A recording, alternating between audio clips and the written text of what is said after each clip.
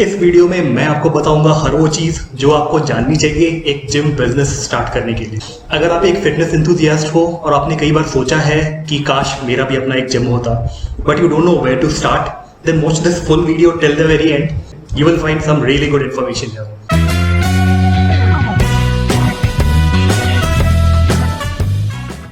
Hi guys, मेरा नाम है Prateek and welcome to this new video. India में फिटनेस को लेके पिछले 4-5 सालों में जो अवेयरनेस आई है वो पहले कभी नहीं थी. 2024 तक फिटनेस इंडस्ट्री का रेवेन्यू $2.3 बिलियन हिट करने के प्रेडिक्शन है. अगर आप अभी इस बिजनेस में एंटर करते हो तो आपके पास बहुत अच्छा मौका है इस ग्रोथ का पार्ट बनने का.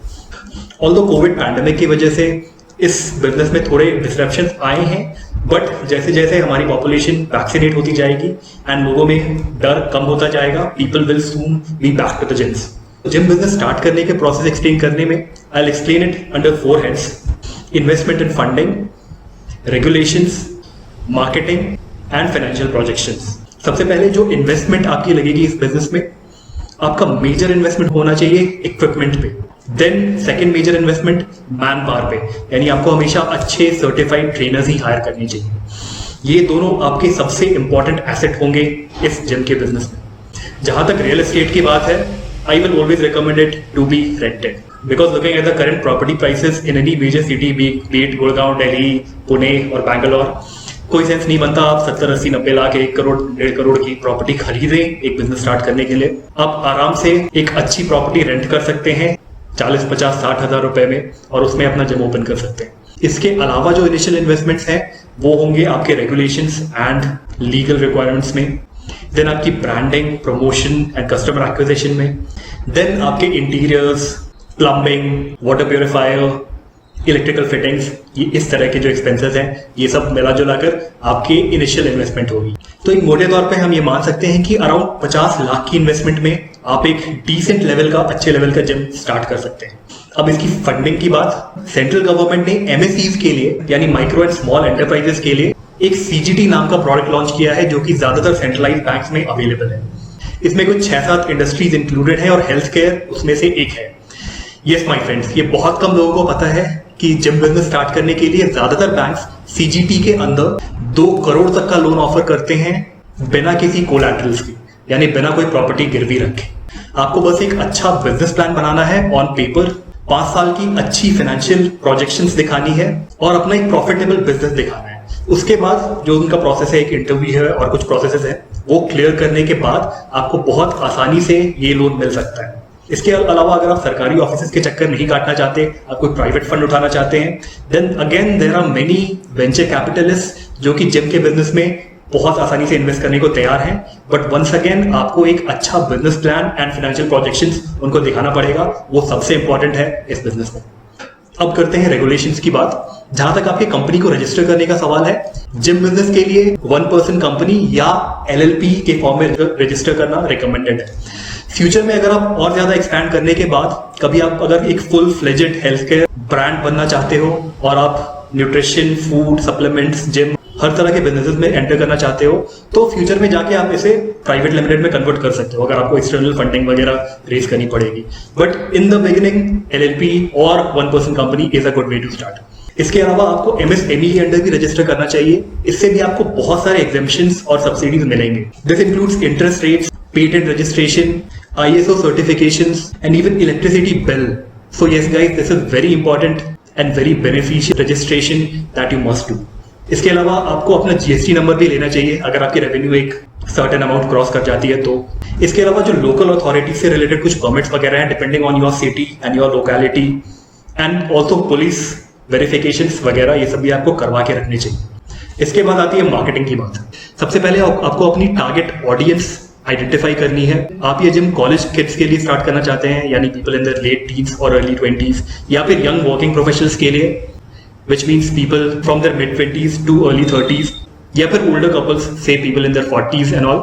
सो depending upon your target customers, आपको अपनी ब्रांडिंग, आपके ब्रांड का लोगो, आपके ब्रांड की personality, even location of your advertisements, location of your gym, ये सब चीजें आपको अपने टारगेट कस्टमर के बेसिस पे डिसाइड करनी चाहिए.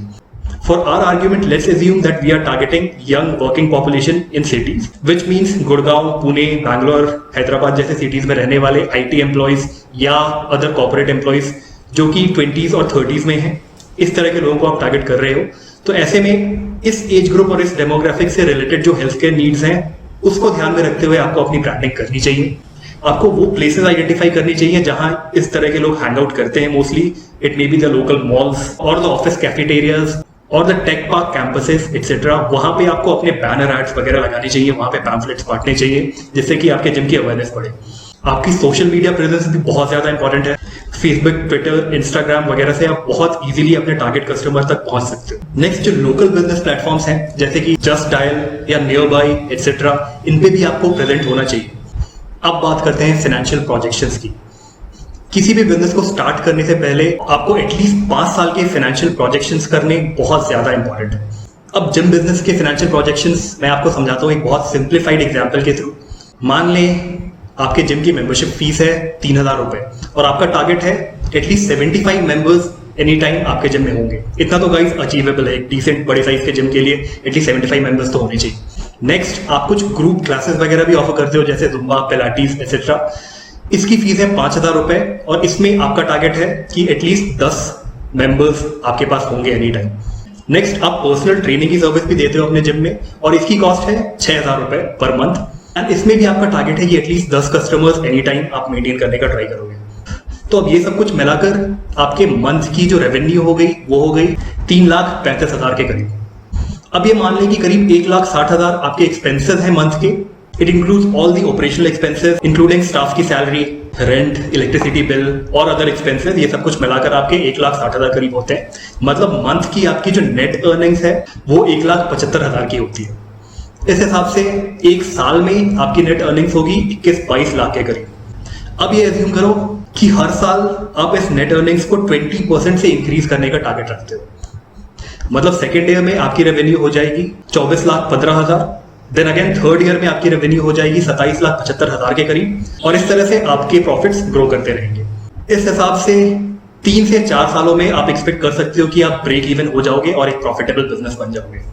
तो एक ब्रेक इवन एनालिसिस भी यहाँ पे मैंने आपको रफली करके बता दिया। इसके अलावा एक और बात जो आपको बहुत ध्यान में रखनी चाहिए वो ये है कि आपको अपने अर्निंग्स का एक पार्ट किसी अच्छे फंड में इन्वेस्ट करके रखना चाहिए जिसकी लिक्विडिटी अच्छी हो, क्योंकि इस बिजनेस में आपको कभी भी कुछ पैसों की जरूरत पड़ सकती है।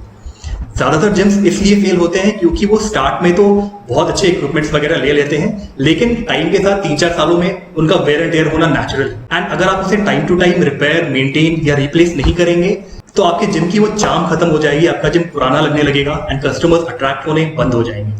इसलिए you must have enough working capital at any time during the business so that आप रेगुलरली अपने इक्विपमेंट्स की, मशीन्स की repair and maintenance and timely replacements when required करते रहो ताकि आपके जिम की वो न्यूएस्ट चार्म बनी रहे। सो गाइस, अगर आपको ये प्लान समझ में आया तो you should get to the drawing board now and आपके ड्रीम में जो जिम है उसका प्लान आप पेपर पे बनाना स्टार्ट कर दो सो दैट लॉकडाउन खत्म होते ही आप अपने ड्रीम को आगे ले जाना स्टार्ट कर सको। सो गाइस, आई होप आपको इन्फॉर्मेशन अच्छी लगी होगी। So please like this video and subscribe to our channel because here we keep bringing such practical business ideas to you. So that's all we have in this video. Thanks a lot for watching. Take care.